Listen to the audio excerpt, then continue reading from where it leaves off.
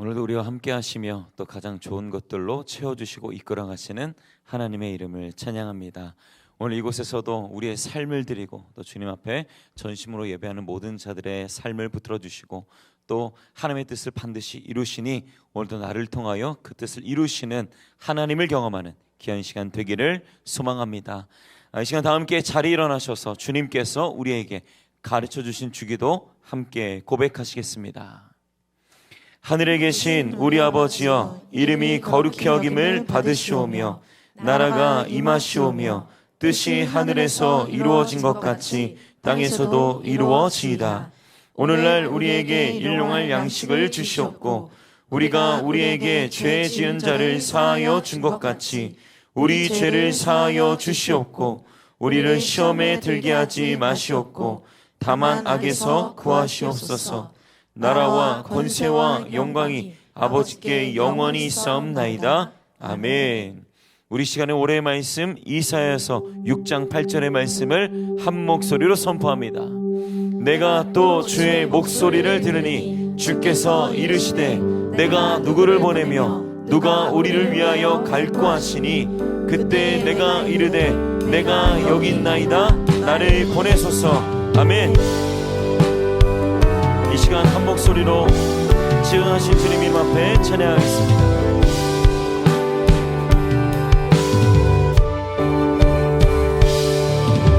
지존하신 주님 이름 앞에 모든 무릎 꿇고 나경배 거룩하신 주님 보좌 앞에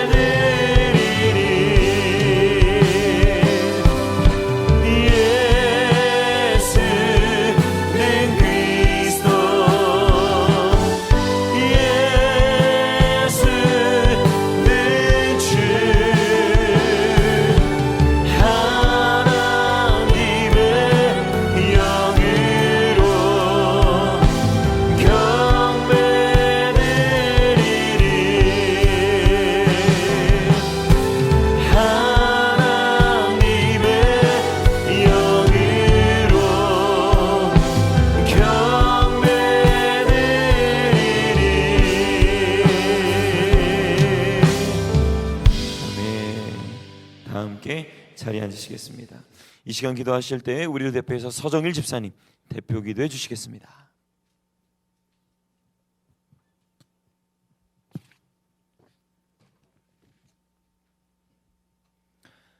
참 사랑이신 하나님 아버지, 오늘도 우리를 주님을 위한 예배의 자리에 초청하여 주심에 감사합니다.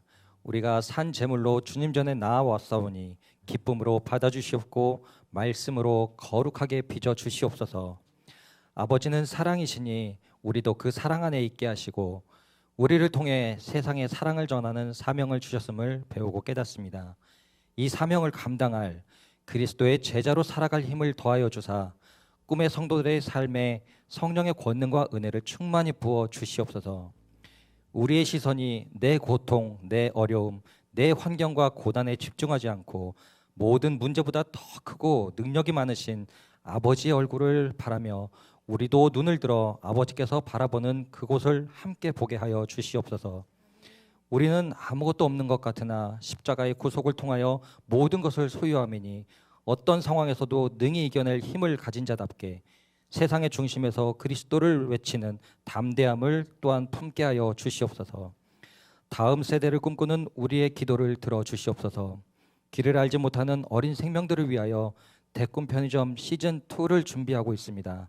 준비하는 과정마다 성령님께서 지혜로 인도하여 주시고 이곳을 찾는 모든 발걸음들을 주님께서 축복하사 그 심령 안에 말씀이 심겨지는 놀라운 역사가 불붙듯 일어나게 하여 주시옵소서.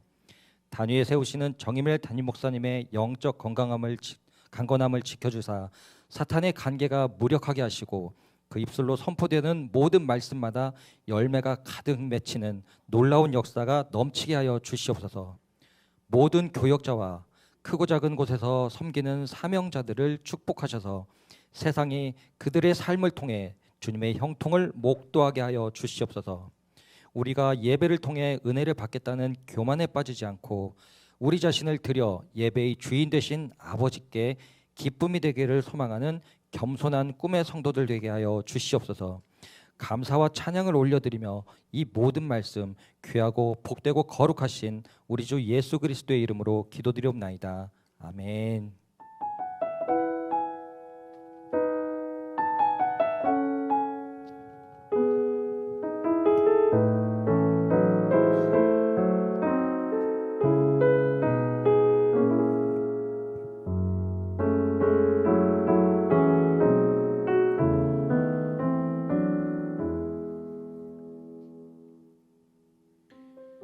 이곳 가운데 함께 하실 하나님을 기대합니다. 그리고 이곳 가운데 역사하실 주님을 기대합니다. 이 예배를 통하여 말씀하시며 우리 인생을 세워가시는 그 하나님을 기대함으로 이 찬양 함께 고백하겠습니다.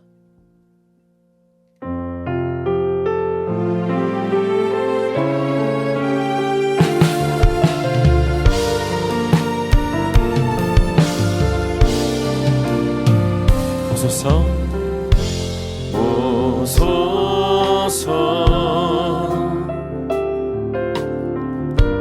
오 나의 성령이여 임하소서. 거룩한 성령의 불길로 오소서.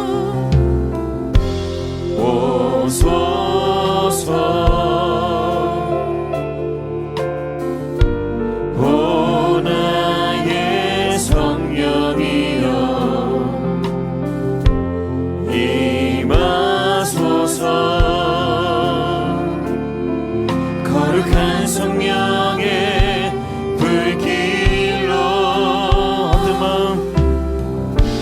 헛된 마음 모두 다 태우소서.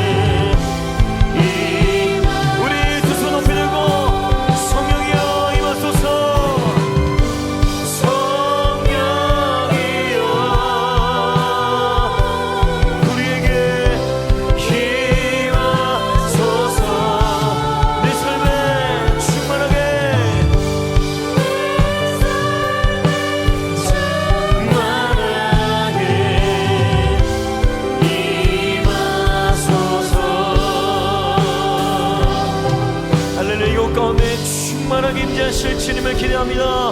할렐루야.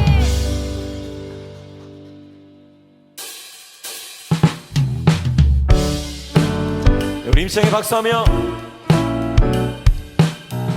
그 걸음마다 함께 하시는 주님을 찬양합니다.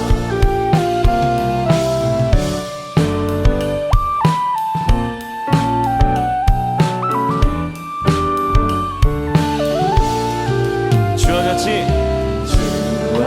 같이 길 가는 건 즐거운 일 아닌가. 우리 주님 걸어가신 발자취를 밟겠네. 어린아이 같은 우리 미련하고 약하다. 주의 손에 이끌리 생명길로 가겠네.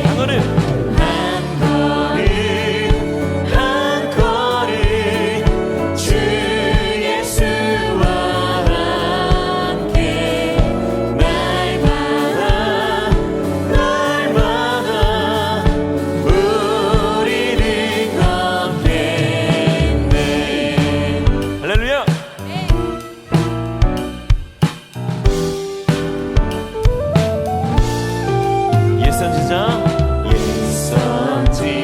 옛선지자의 녹같이 우리들도 천국에 들려오 나갈 때 주와 같이 걷겠네. 한 걸음 한 걸음 주 예수와 함께 날마다 우리 한번 더 한 걸음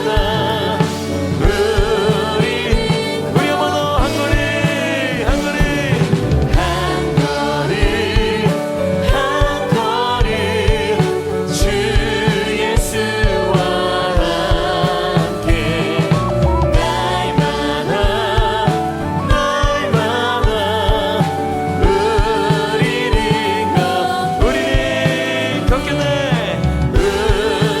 날마다 우리는 걷겠네. 우리는 걷겠네. 할렐루야.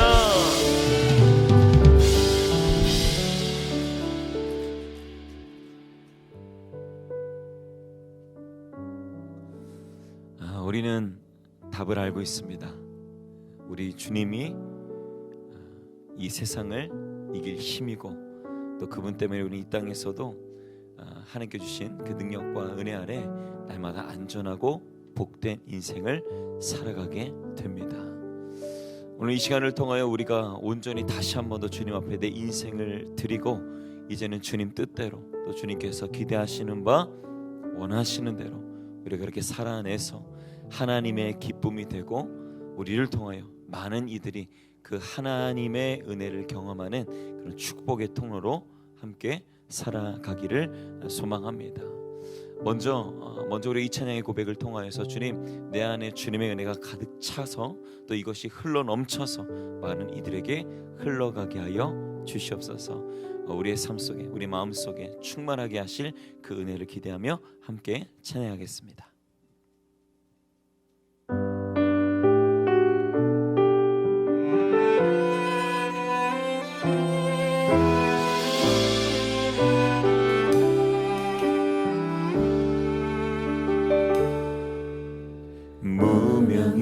무명이어도 공로하지 않은 것은 예수 안에 난 만족함이라.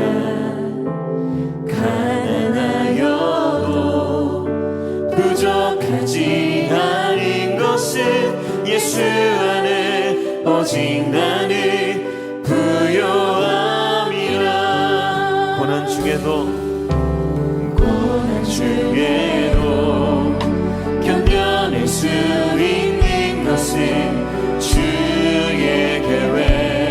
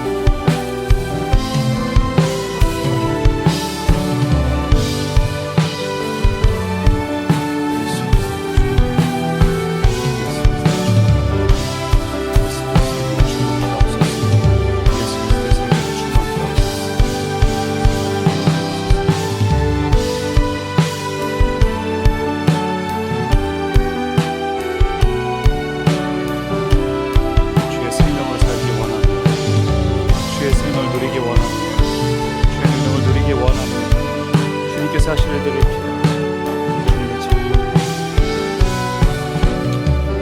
주님께서 주시옵소서.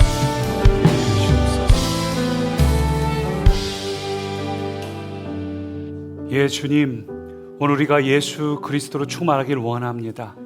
우리가 믿음으로, 선제적 믿음으로 선포하여 싸우니 이 시간 예수 그리스도의 영으로 충만케 하옵소서.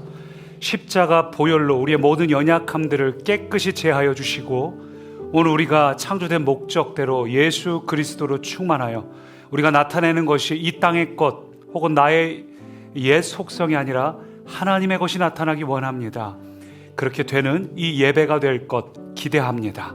오늘 우리 가운데 임재하시고 우리를 만지시고 우리를 새롭게 하사 우리를 통해 오직 하나님만 드러나며 하나님의 영광이 나타나는 복된 인생으로 살게 하실 예수님 이름으로 기도드립니다.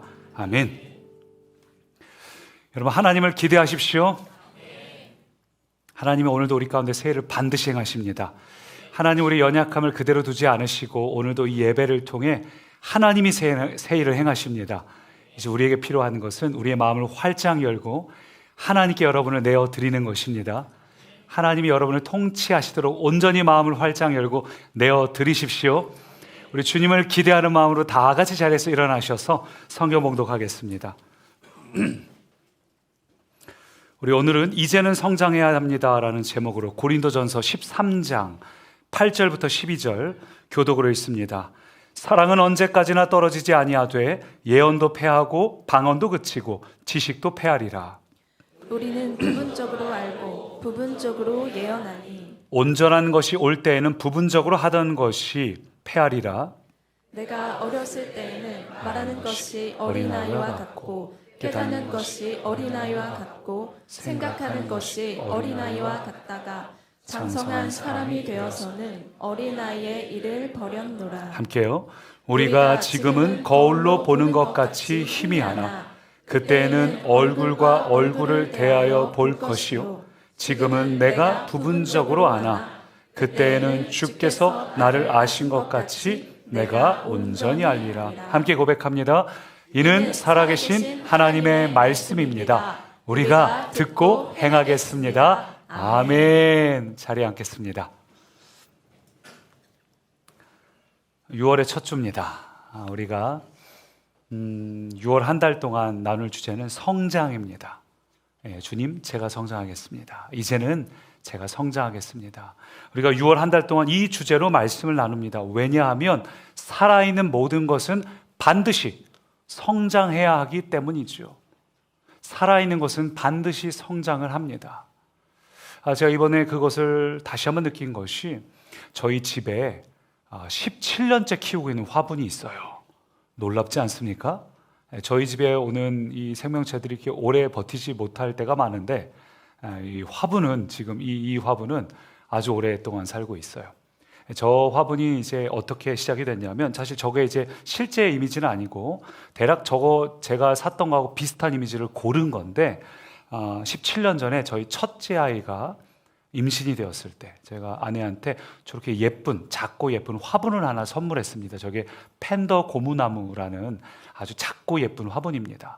그리고 저 화분이 그냥 계속 한 10여 년의 세월 동안 저렇게 작고 예쁜 크기로 계속 있었어요. 별로 자라지 않았습니다.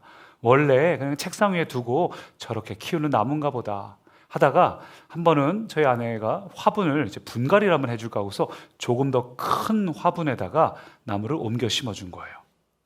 그랬더니 이 나무가 한 10여 년 동안 멈춰있던 키가 자라기 시작을 해서 다음 사진 보시면 현재는 이 모습입니다. 대략 한 70cm 정도 이렇게 자라났어요. 자라나다가 이것도 어느 정도 가니까 또 다시 멈추더라고요. 아마 화분 때문에 화분 안에 뿌리가 가득 차서 더 이상 자라지 못하는 것 같아요. 이게 너무 신기한 거예요. 제가 이 예배를 준비하면서 이게 이제 자라남에 대해서 묵상을 하다가 저 화분이 생각이 나서 저 화분이 분갈이를 하니까 그만큼 성장한 거라면 저게 어디까지 자랄까를 확인해 보니까 무려 놀랍게도 최대 2m까지도 자랄 수 있다고 해요. 네, 저희 집에서 한번 길러볼까? 제가 뭐 소파에서 자면 되죠 뭐. 2m까지도 자랄 수 있는 나무라고 합니다. 자, 그러면 저 나무가 17년 동안 별로 안 자란 이유가 무엇일까요? 나무의 문제일까요? 아니요, 나무의 문제가 아닙니다. 나무는 문제가 없어요. 나무를 담고 있는 화분이 작았기 때문입니다. 화분이 더 이상 뿌리가 뭔가를 뻗거나 양분을 얻을 수 있지 못했기 때문에 저 나무가 더 이상 자라지 못한 거예요. 분명 저 나무는 죽은 건 아닙니다. 살아 있습니다. 그런데 겨우 유지만 하고 있을 뿐이지 저렇게 거목으로 성장할 수 있는데 전혀 성장하지 못하는, 더 이상 자라가지 못하고 유지만 되고 있는 상태. 저게 우리의 신앙과 닮았다는 생각을 해봐요. 여러분, 우리도 마찬가지예요. 여러분 안에 있는 예수 그리스도의 복음에는 능력이 있습니다. 여러분 안에 있는 예수 그리스도의 복음은 살아 있습니다. 예, 능력이 없어서가 아니에요. 왜 내 삶 가운데 하나님의 생명이 나타나지 않지? 왜 내 안에 하나님의 능력이 나타나지 않지? 복음에 문제가 있어서가 아닙니다. 여러분, 복음을 의심할 필요가 없어요. 이 생명이 예수 그리스도의 복음에 여기에 문제가 있는 게 아닙니다. 여기에 문제가 없는데 어째서 우리의 신앙생활은 왜 이렇게 흔들리고 요동치고 왜 이렇게 부족할까? 가만히 보니까 이거는 믿음이 없는 게 아니라 믿음의 사이즈를 성장하지 못해서예요. 여러분 모두 믿음이 없는 건 아닙니다. 우리 모두가 예수님을 믿습니다. 예수님을 믿는데 문제는 우리의 믿음의 크기가 전혀 성장하지 않았어요.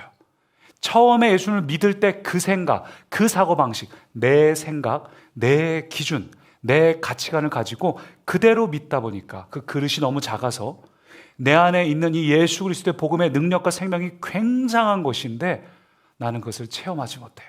근데 죽은 건 아니에요. 여전히 예수님을 사랑하고 여전히 예배드릴 때 위로도 받지만 그러나 그 생명의 능력을, 충만함을, 내 안에 마땅히 나타내는 그 열매들을, 그것을 경험하지 못한 채 사는 이유, 그게 바로 여기 있습니다. 성경은 어떤 이야기를 합니까? 내 입을 크게 열라 내가 채우리라, 뭐 이런 표현들을 쓰지 않습니까? 예, 성경을 잘 보면 성장해야 된다, 자라가야 된다, 이것을 얼마나 강조하는지요. 베드로 후서 3장을 같이 읽어보죠.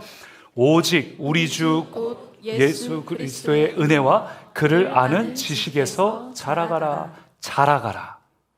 성경은 계속해서 우리에게 자라가라고 말합니다. 예, 그 말은 자라지 못하고 있다는 뜻이에요. 우리 안에 생명은 있어요. 살아는 있어요. 유지는 되고 있습니다. 많은 사람들이 근데 그 유지 단계에서 그냥 살아있는 정도에서 만족을 합니다.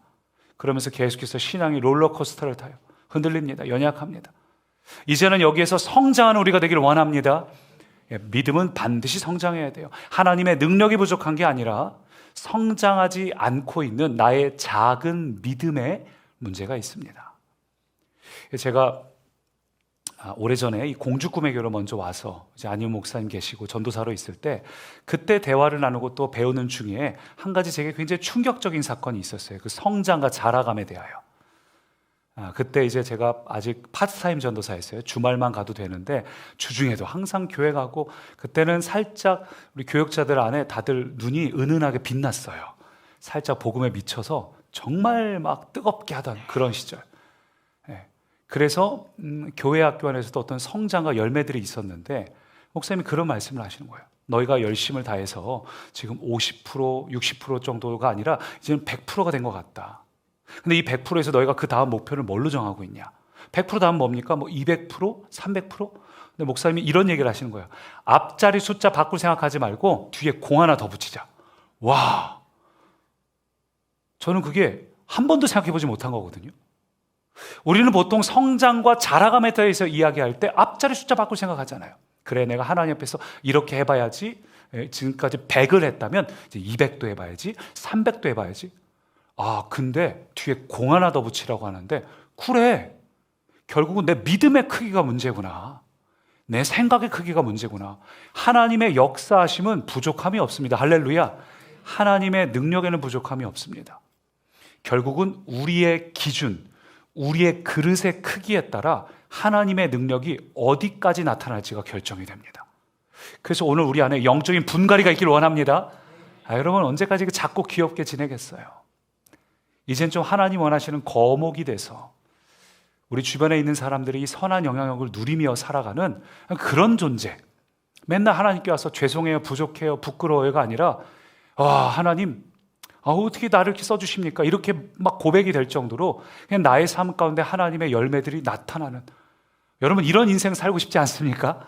우리 6월 한 달간은 그렇게 좀 자라가고 성장하는 이 한 달이 되길 원합니다. 오늘 본문 속에 소개되는 고린도 교회가 바로 그 문제 속에 있었어요. 고린도 교회는 가진 은사는 많았습니다. 그런데 성숙하지 않았어요. 말씀에 대한 지식은 많았습니다. 그런데 겸손함과 영적 질서가 없었습니다. 바울이 고린도 교회를 향해서 하는 얘기를 가만히 들여다보면 한마디로 요약하면 고린도 교회는 어린아이 같은 교회다. 고린도 교회의 성도 구성원의 생각이 어린아이와 같다고 그렇게 결론을 내립니다. 그래서 오늘 본문이 바로 그 내용이에요. 여러분 우리의 신앙, 여러분의 신앙은 어떻습니까? 오늘 내 신앙. 여러분 보시기에 여러분의 신앙은 어린아이의 신앙에 가깝습니까? 아니면 성숙한 신앙에 가깝습니까? 이제 오늘 이 말씀을 통해 우리의 믿음의 그릇이 키워지고 더 이상 어린아이의 신앙에 머무는 것이 아니라 좀 장성한, 하나님께 좀 힘이 되는, 하나님께서 볼 때 걱정이 아니라 기쁨 되는 우리 되길 원합니다. 여러분, 하나님은 우리를 다 사랑하셔요. 근데 우리의 모든 순간이 하나님께 다 기쁨 되는 건 아니에요.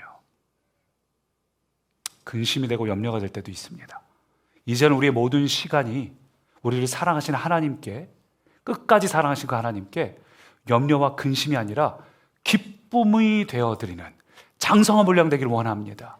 그러기 위해서 기억할 첫 번째, 한번 따라 하시죠. 자기중심적인 신앙에서 벗어나라. 자기중심적인 신앙에서 벗어나라. 우리가 기억할 첫 번째는 자기중심적 신앙. 거기서 벗어나야 됩니다. 11절 보니까 이렇게 말합니다. 내가 어렸을 때는 말하는 것이 어린아이 같고 깨닫는 것이 어린아이 같고 생각하는 것이 어린아이 같다가, 본문 보니까 어린아이에 대해서 이야기를 합니다. 고린도 교회가 어린아이 같다고 이야기를 합니다. 자, 그러면 어린아이의 특징이 뭘까요? 여러분, 아이의 특징이 뭡니까? 아이의 특징이 바로 우리 1대지 제목처럼 자기중심적이죠. 아이들은요, 자기중심적이에요. 내 거야. 아이들은 철저하게 자기중심적입니다. 여러분 생각해보세요. 갓 태어난 아이가 배고파서 울려다가 눈치를 딱 보면서 아이고 우리 어머니 아버지가 다크서클이 여기까지 내려왔네, 울지 말아야지. 이게 좀 이상한 거잖아요. 아이의 특징은 철저하게 자기중심적이에요. 남의 눈치 보지 않아요. 환경을 보지 않아요. 그냥 내가 배고프면 울고, 내가 똥 싸서 기저귀가 불편하면 또 울고, 지금 상황이 어떤지 다른 사람 어떤지 그건 하나도 보이지 않고 오직 나의 필요, 이게 먼저 해결돼야 되는 것. 이게 아이들의 특징이에요. 이건 잘못된 게 아니라 원래 아이들 때는 원래 그렇습니다. 그렇죠? 원래 그래요. 우리 신앙도 마찬가지예요. 우리가 예수님을 처음 믿을 때는 나도 모르게 자기중심적입니다. 여기 와서 예배드리고 기도할 때 뭐 하나님을 위하여 뭐 이런 거 아니고, 뭐 교회를 위하여 이런 것도 아니고, 뭐 하나님을 사랑해서 이런 거 아니고, 그냥 내 문제가 급해서, 내가 힘들어서, 내가 힘들고 아프니까 주님 찾고, 내 문제가 급하니까 기도하러 나오고, 내가 위로받고 싶어서 예배를 드리고, 철저하게 나 중심적이에요. 그렇다고 해서 주님께서 너는 왜 이렇게 철이 없냐? 그러지 않으셔요. 우리가 예수님을 처음 만난 그때는 주님은 우리를 보시면서 왜 너는 맨날 네 문제만 갖고 나오냐? 이렇게 하지 않으시고, 귀찮아하지 않으시고, 우리 성경의 표현대로 꺼져가는 등불 끄지 않으시고, 상한 갈대를 꺾지 않으시는 그 주님께서 우리의 모든 필요를 채워주십니다. 우리 인생에는 반드시 이런 시즌이 있어요. 어떤 구원과 회복의 시즌, 나 중심의 시즌이 반드시 필요해요. 그런 시간 속에 우리가 주님 품에 완전히 안겨서 엉엉 울기도 하고 떼쓰기도 하고, 그러면서 하나님의 사랑이 얼마나 큰지도 경험하기도 하고, 하나님의 위로를 충분히 누리기도 하고, 그런 영적인 이 유아기가 반드시 필요합니다. 그러나 언제까지 어린아이로 남아있을 수는 없습니다. 시간이 계속 지나면 당연히 젖병을 떼고 밥을 먹어야 되지 않겠어요? 아니, 더 나아가서 밥만 먹는 게 아니라 부모님을 신경 써드려야 되지 않겠어요?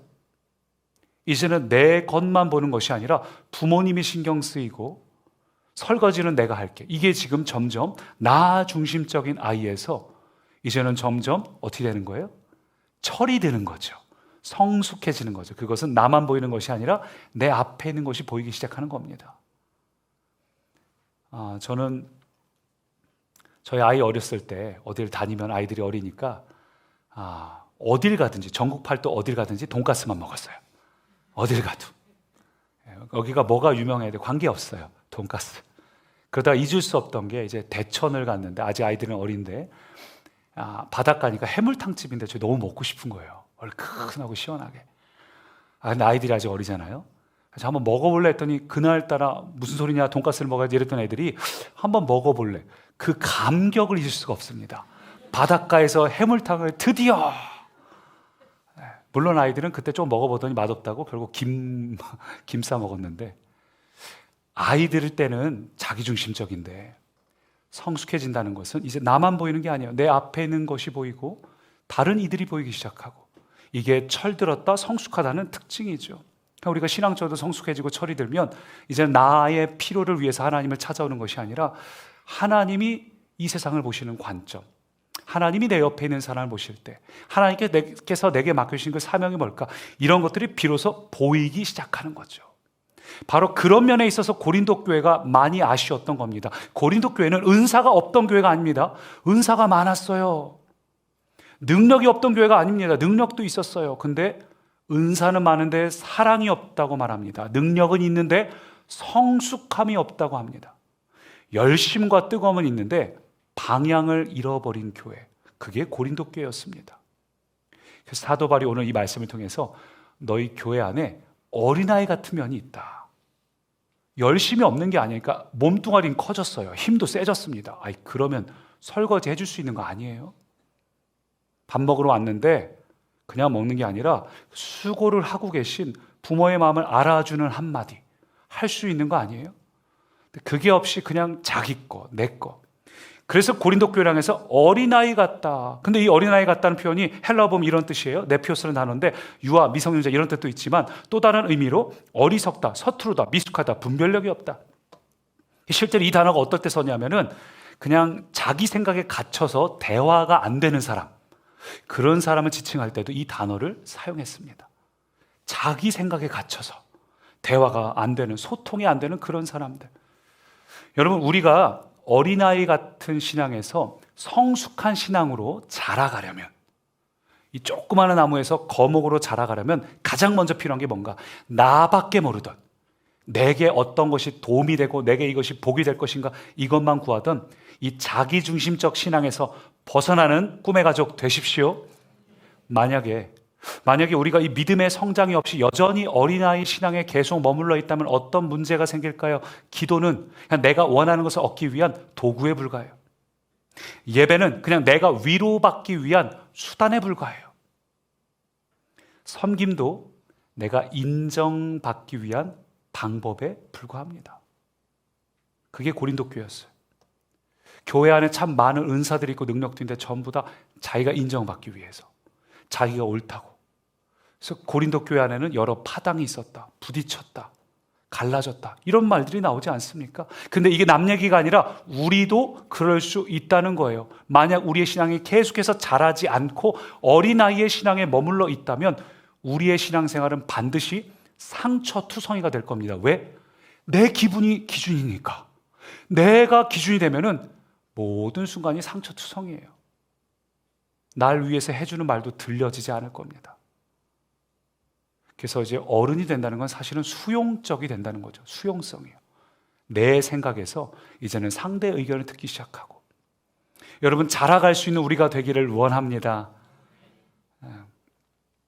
제가 이 시대의 그리스도인을 보면서 지난 시대의 그리스도인과 이 시대의 그리스도인의 가장 큰 차이가 뭔지를 가만히 보니까 어떤 면으로 보면 못 자라는 게 아니라 안 자라는 거예요. 자라기를 거부합니다. 오늘 이 시대의 크리스천들은 어떻게 보면 뭐랄까요, 피터팬 증후군 같은, 그냥 어른이 되기를 거부하는 사람들이 참 많아졌습니다. 물론 할 말은 많아요. 시대가 그만큼 힘들고 어려우니까.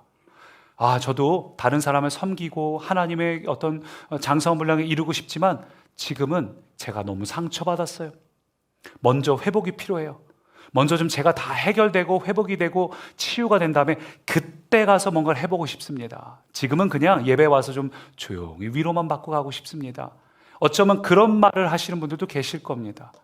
그러니까 어른이 못 되는 게 아니라 안 되는 거죠. 스스로가 거절하는.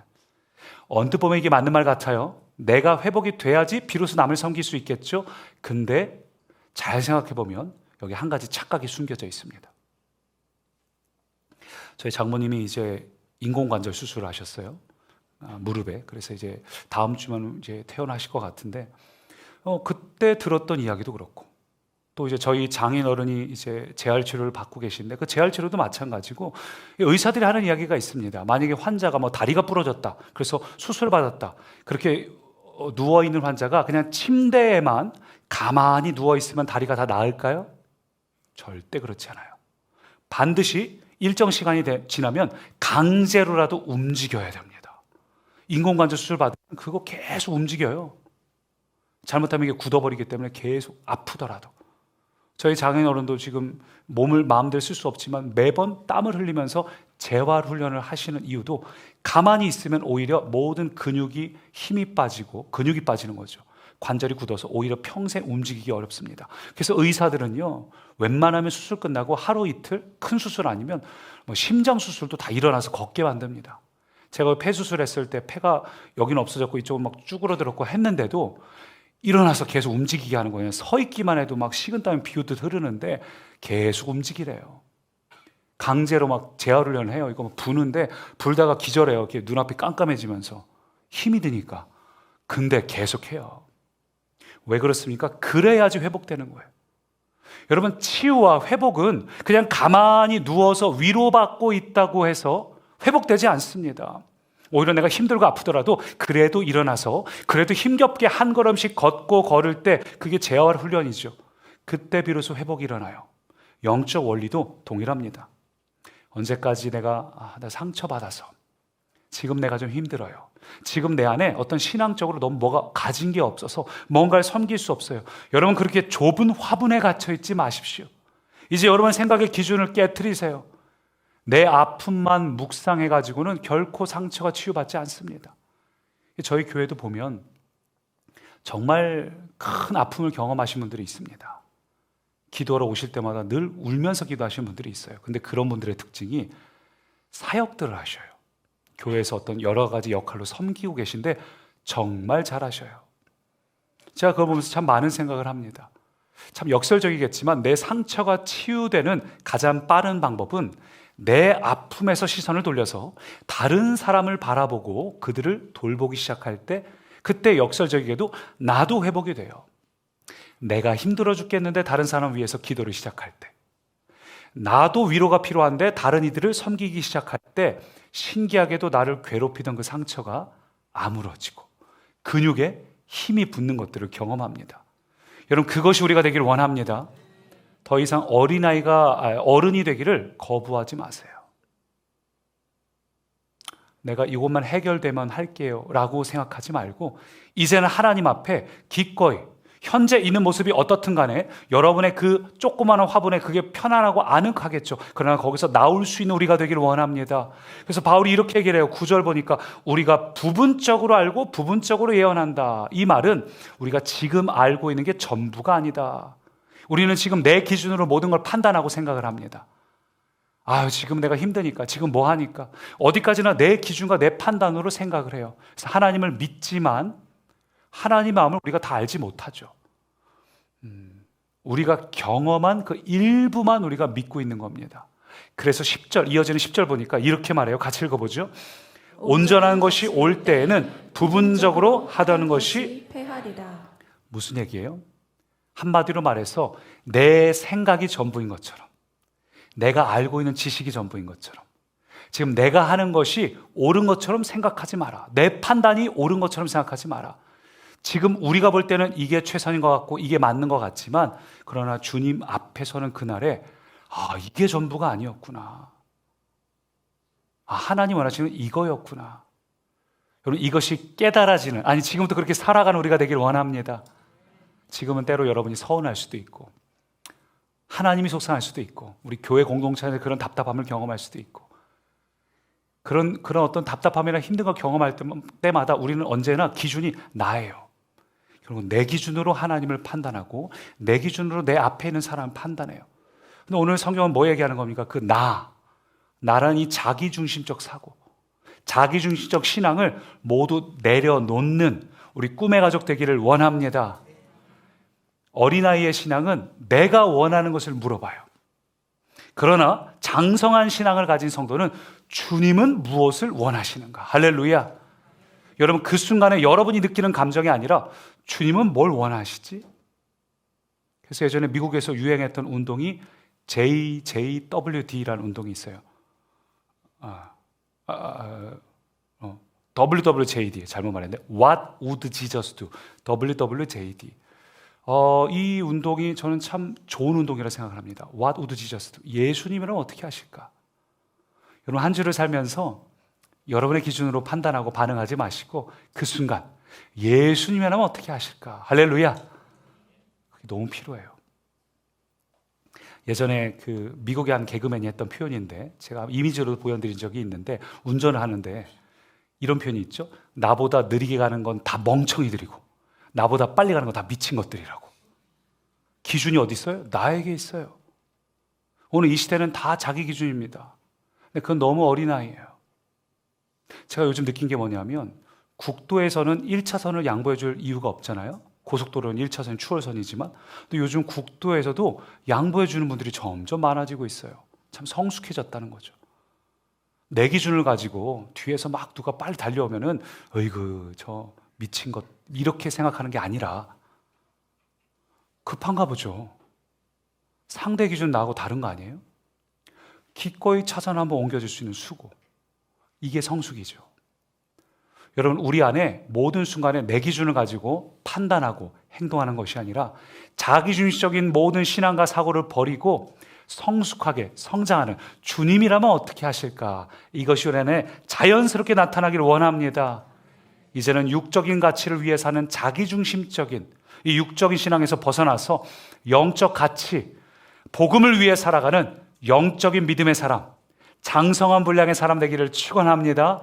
두 번째 한번 따라 하실까요? 주님 주도적인 믿음으로 전환하라. 주님 주도적인 믿음으로 전환하라. 첫 번째는 자기중심적 신앙인 거고, 두 번째는 주님 주도적인 믿음으로 전환하라. 이게 어떤 의미인가? 11절을 같이 읽어보죠. 장성한 사람이 되어서는 어린아이의 일을 버렸노라. 어린아이를 버렸다. 이 버리다라는 뜻이 헬라어로 카타르게오라는 단어인데, 패하다, 무효로 하다, 완전히 제로로 만들고 없애버렸다는 뜻이에요. 왜 그래야 될까요? 제가 목이 마려서 물 좀 마시고 갈게요.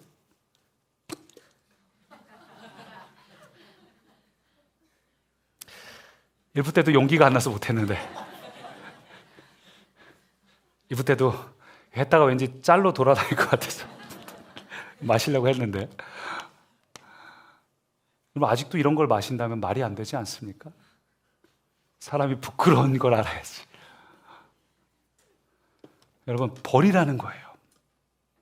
진짜 부끄러운 줄 아는가?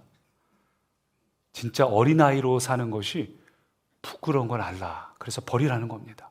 이 표현은 내 안에 있는 어린아이 같은 그 예본성이 나를 지배하고 장악하도록 내버려 두지 않는 거예요.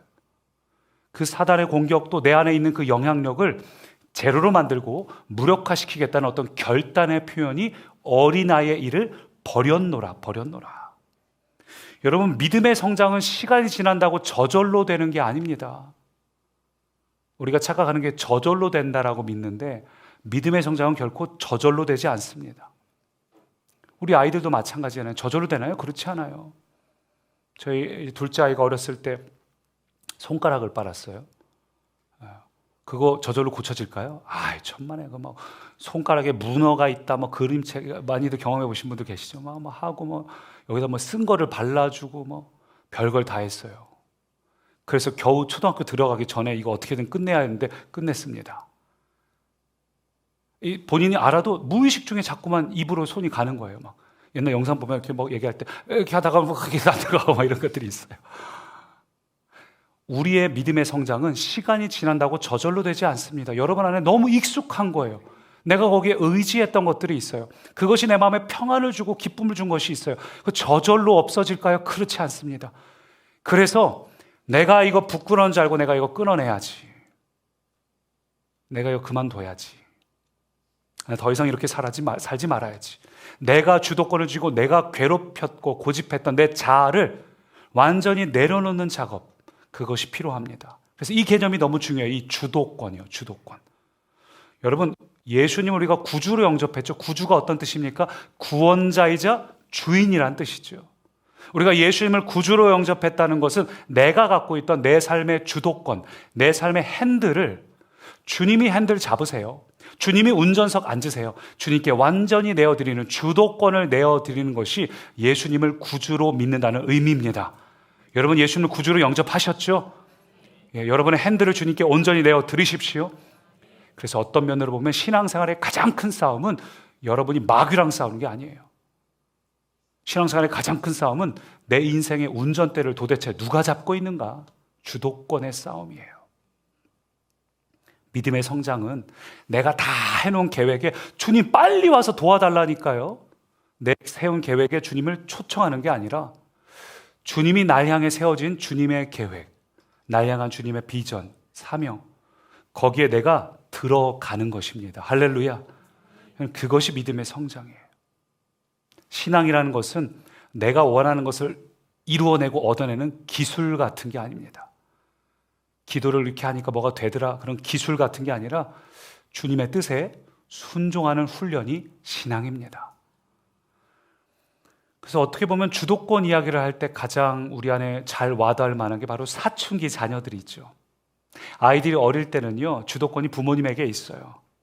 누워 있어도 야 일어나 양치질해 하면은 귀찮아도 가서 양치질을 하고, 뭘 시키는 대로 가정에서 세워진 규칙대로 움직입니다. 그러다가 사춘기가 되면은 주도권을 자기가 가져오려고 해요. 이제는 핸드폰도 자기 마음대로 쓰고 싶고, 부모님이 일찍 자라고 해도 자고 싶지 않고, 주도권을 본인들이 쥐려고 싸움을 시작합니다. 어떻게 보면 신앙생활에도 좀 사춘기가 있는 것 같아요. 이 주도권의 싸움인 거죠.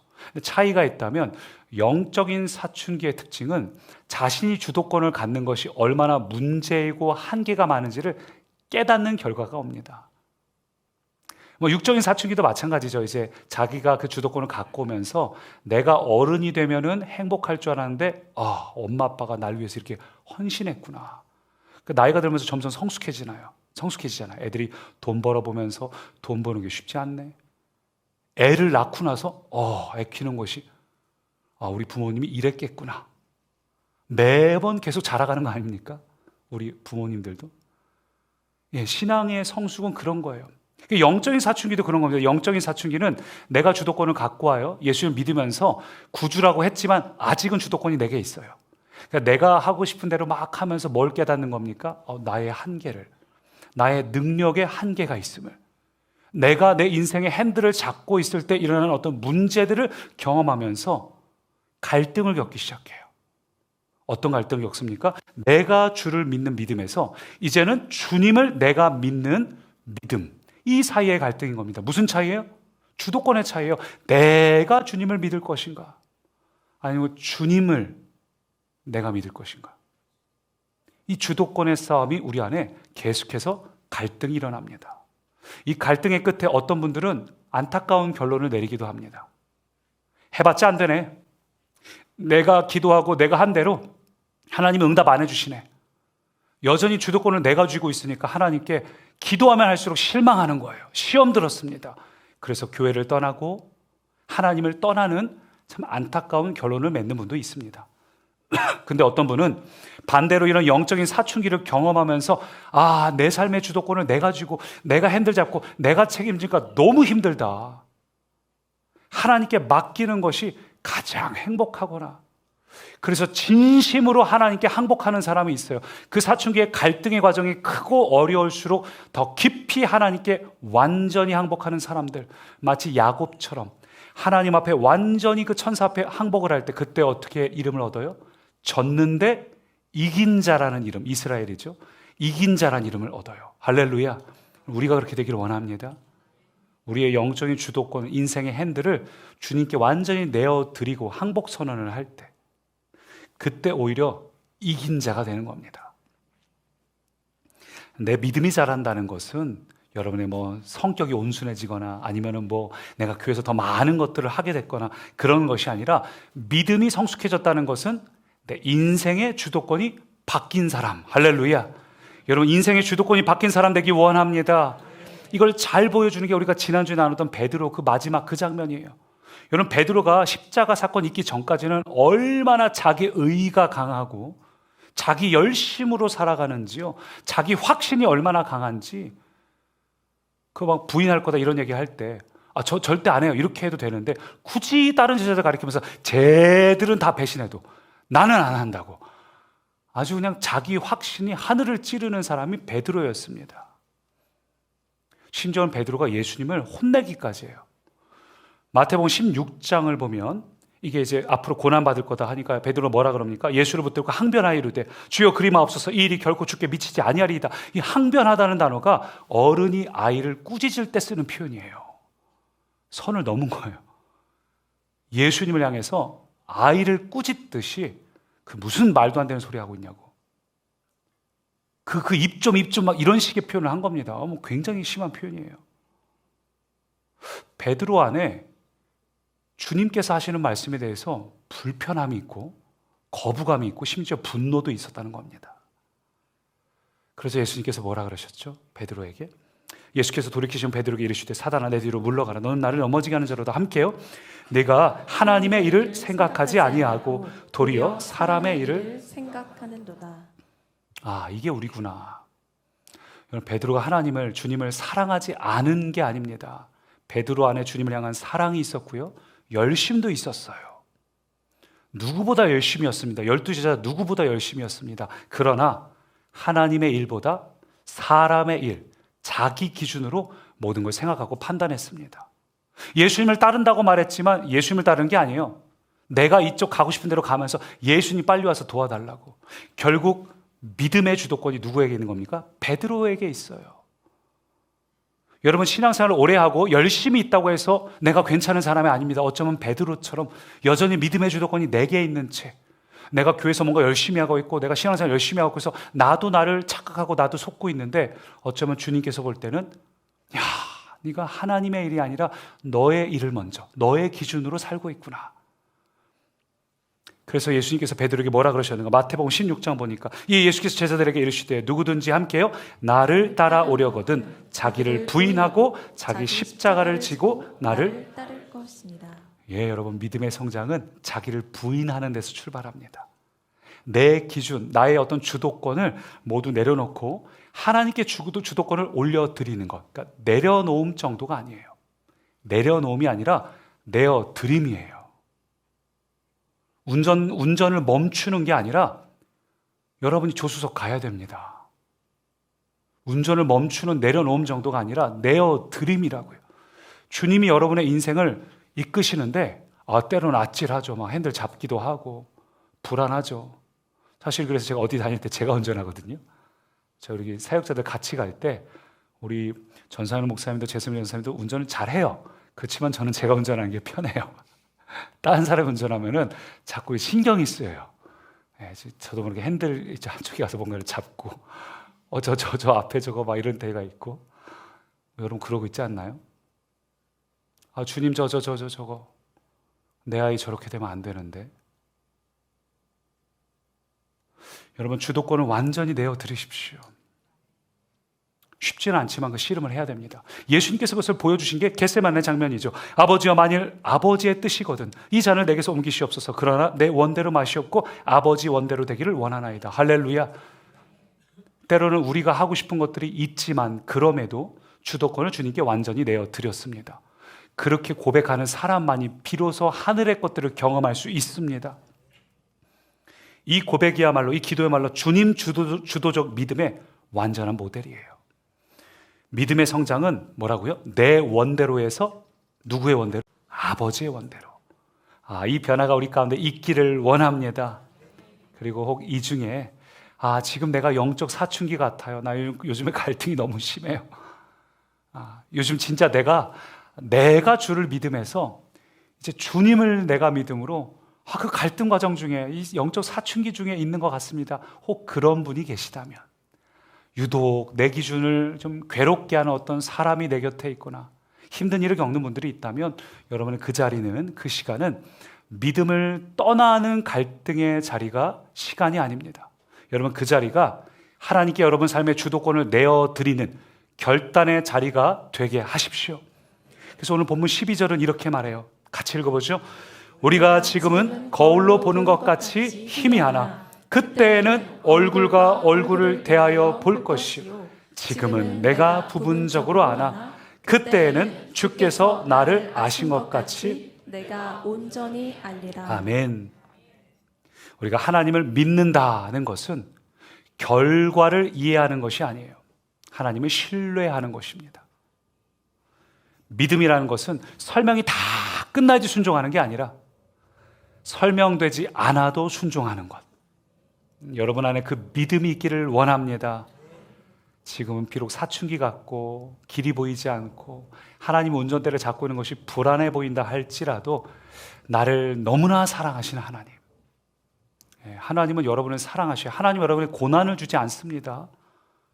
지난 수요일 날 제가 나눈 말씀인데 고난 가운데 있는 분들은 꼭 마음에 새기세요. 하나님 여러분의 고난이나 고통을 주시는 분이 아니에요. 그러면 그 주님을 신뢰하십시오. 주님을 신뢰하세요. 주님을 신뢰하고 인생의 주도권을 모두 내어드리십시오. 말씀을 맺으면서 제가 한 멋진 책 제목을 소개하고 싶어요. 넘어질 것인가? 넘어설 것인가? 제목이 너무 멋있죠? 여러분 인생을 살다 보면 여러분 앞에 어떤 장애물이 있는데 어떤 사람은 거기에 넘어지기도 하고 어떤 사람은 넘어졌으나 다시 그것을 넘어서기도 합니다. 너무 멋진 책 제목인데 이 책 제목을 보면서 한 가지 더 비슷한 이 내용을 거의 카피한 것 같은 광고를 봤어요. 게토레이 얘기하면 안 되나? 아무튼 뭐 그런 광고가 있어요. 광고를 보니까 이런 장면이 나옵니다. 이 무슨 장면인지 보이시나요? 이게 마라톤 하다가 넘어진 거예요. 지쳤어요. 넘어질지 그 다음 뭘까요? 넘어설지 벌떡 일어납니다. 그래서 막 달리기 시작해요. 그건 네 안에 달려. 되게 멋있죠? 마시고 싶다라도 그건 네 안에 달려 있어. 넘어질지 넘어설지 누구에게 달려 있을까요? 내게 있을까요? 저는 그렇게 생각하지 않아요. 과연 그럴 수 있을까요? 세상은 그렇게 말해요. 그래, 맞아, 너에게 달렸어. 네 안에 열정을 더 불태워야 돼. 더 노력해야 돼. 너의 안에 뭐 숨겨진 잠재력을 믿어. 천만에요. 여러분 그리스는 달라야 됩니다. 영적 원리는 달라야 됩니다. 여러분이 넘어진 환경에서 다시 일어날 수 있는 그 이유와 능력은 여러분 안에 있는 것이 아닙니다. 내 안이 아니라 주님 안에 있습니다. 여러분 주님 안에 거하십시오. 바울이 제일 많이 표현한 것이 뭐예요? 그리스도 안에서. 본인 안에 있는 여러 가지 상황들을 이겨내는 것은 그리스도 안에서. 여러분이 살다 보면은 여러분의 한계를 경험합니다. 우리 모두 한계를 경험해요. 그 한계 앞에서 무너져 있지 마시고 이 한계 속에서 넘어져 있지 마시고 주님 안에서 주님 손 붙잡고 그 한계를 넘어서는 우리가 되기를 원합니다. 이 아픔을 저는 성장통이라고 표현하고 싶어요. 잘하려면 성장통은 반드시 필요합니다. 우리 아이들 보면은 막 자다가 꿈에서 놀라기도 하고 막 발바닥이 아프다고 하기도 하고 이 더 잘할 때 일어나는 성장통이죠. 근데 성장통을 무서워하지 마세요. 여러분의 운전대를 내어드렸다고 막 불안하고 초조해서 그 괴로워하지 마세요. 왜냐하면 성장통보다 더 괴로운 거는 성장하지 못하는 고통이 훨씬 괴로워요. 이제는 여러분 안에 성장하는 우리가 되길 원합니다. 내 안에는 한계 때문에 주님 안에서 주님과 함께 성장할 수 있는, 지금까지 여러분 안에 여러분의 한계 때문에 여러분 안에서 이게 안 됐어요. 이게 안 되는 거 당연해요. 그러나 주님께 주도권을 내어드리면 여러분 우리 모두 성장할 수 있습니다. 오늘 두 가지 나눴어요. 첫 번째 뭐였습니까? 자기 중심적인 신앙이에요. 이제는 나 자신을 부인하시고 주님 주도적인 믿음, 주 예수로 충만한 주도권을 내어드리는 우리가 되기를 원합니다. 그럴 때 우리의 삶이, 우리 안에 비로소 생명이, 어떻게 내 화분을 바꿨을 때 자라남이 있는지, 내 안에 계신 예수 그리스도의 권세가 이랬구나, 말씀에 순종하니까 기쁨이 찾아오는구나, 이것이 이렇게 합력해서 선을 이루는구나 고백할 수 있는 우리가 되기를 원합니다. 말씀을 맺으면서 우리가 같이 자막을 보면서 이 고백을 함께 읽어봅니다. 주님, 더 이상 어린아이에 머물지 않겠습니다. 내 생각보다 주님의 뜻을, 내 인생보다 주님의 나라를 선택하겠습니다. 주님, 이제 성장하겠습니다. 아멘. 우리 그 마음으로 이 찬양 같이 고백합니다. 나 주님의 기쁨 되기 원하네.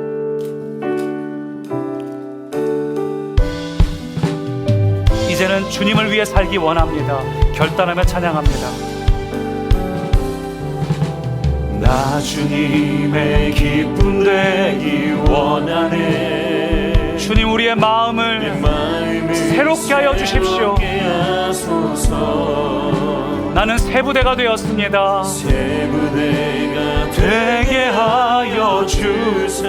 나의 삶이 주님의 빛을 주님의 빛 비추게 하소서. 한 번 더 나 주님의 기쁨 되기 원하네. 내 마음을 새롭게 하소서. 내 마음을 새롭게 하소서. 새 부대가 되게 하여 주사. 새 부대가 되게 하여 주사. 주님의 빛 비추게 하소서. 주님의 빛 비추게 하소서. 내가 원하는 한 가지, 예 주님, 주님의 기쁨이 되는 것입니다. 내가 원하는 한 가지, 주님의 기쁨이 내가 원하는 단 한 가지, 내가 원하는 한 가지, 주님의 기쁨이 되는 것. 내가 원하는 한 가지, 주님의 기쁨이 되는 것. 내가 원하는 한 가지, 주님의 기쁨이 되는 것. 내가 원하는 한 가지, 주님의 기쁨이 되는 것. 여러분 같이 기도할 때에, 예 주님, 주님의 기쁨 되기 원합니다. 나의 신앙이 내가 기준돼서 나를 만족시키는 그런 신앙생활, 혹은 내가 상처받았다고 서운한 그런 신앙이 아니라 주님이 나의 기준 되시고 주님을 만족시켜드리고 주님께 기쁨 되는 그런 신앙이 되기를 원합니다. 이제는 어린아이가 아니라 장성한 분량이 되기 원합니다. 예 주님, 제가 성장하겠습니다. 우리 함께 합심으로 기도합니다. 주님, 예 주님, 자라나겠습니다. 이제 더 이상 나의 기쁨이 아니라 주님의 기쁨 되기 원합니다. 내가 원하는 단 한 가지가 나의 기쁨, 나의 기준, 나의 것이 아니라 주님이 나의 기쁨 되시는 것, 주님이 기준 되고 주님이 나의 전부가 되시는 것.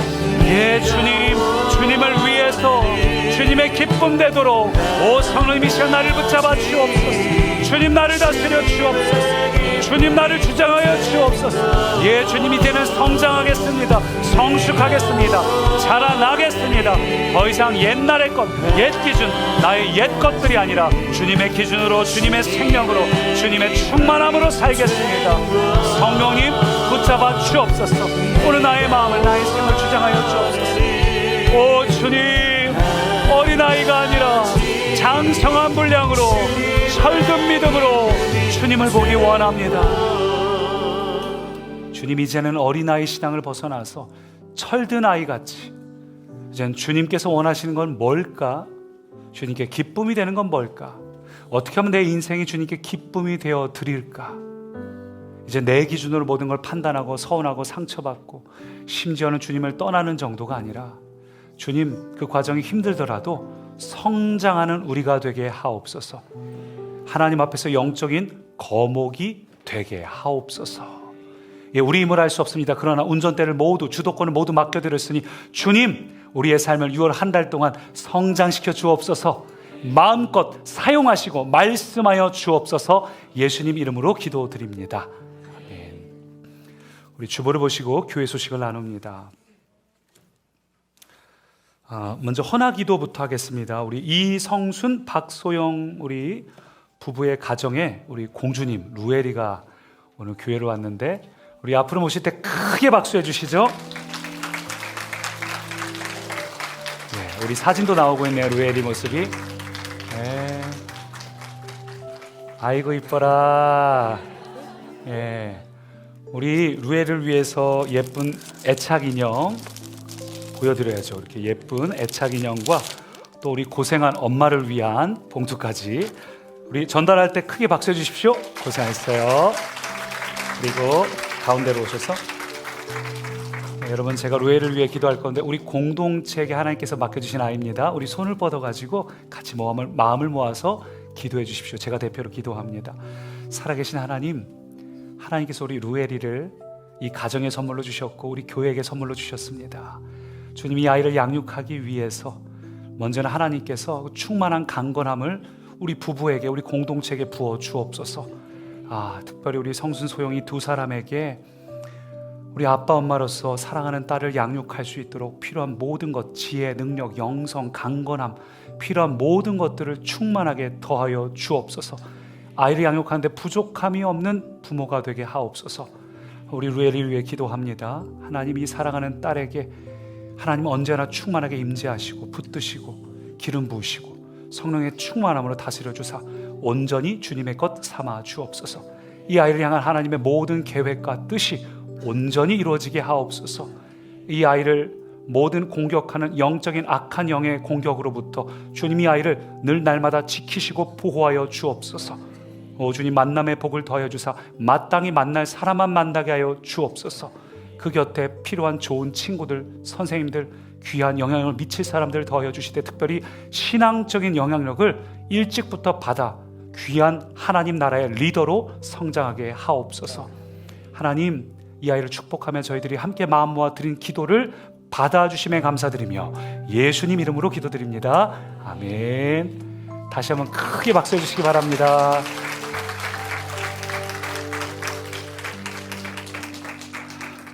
젖병을 선물로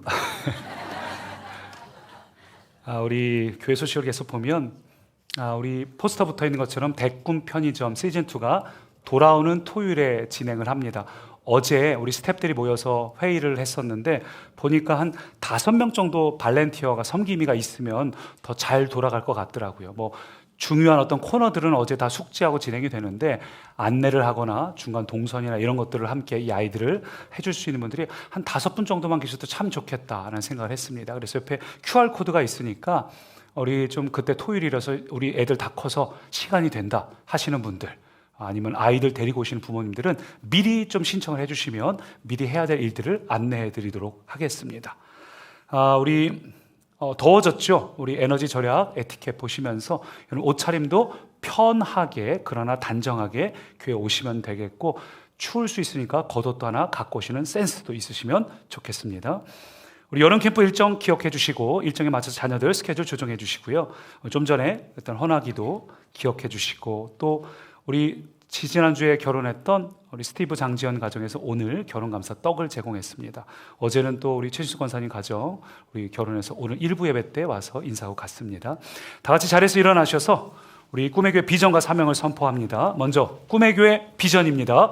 모든 신자가 사역자로 섬기는 사랑의 공동체 되어 세상을 변화시키는 교회. 사명이요, 모든 성도들은 하나님 나라에 대한 거룩한 비전을 가지고 세상을 향해 나아가 사람들에게 복음을 증거하고 그들을 교회 공동체 안에서 훈련하고 세워서 가정과 직장, 나아가 지역사회와 세상 속에서 주님의 사역자로서 공헌하는 축복된 삶을 살게 한다. 아멘. 뜻하신 그곳에 나 있기 원합니다. 이끄시는 대로 순종하며 살리니 연약한 내 영혼 통하여 일하소서. 주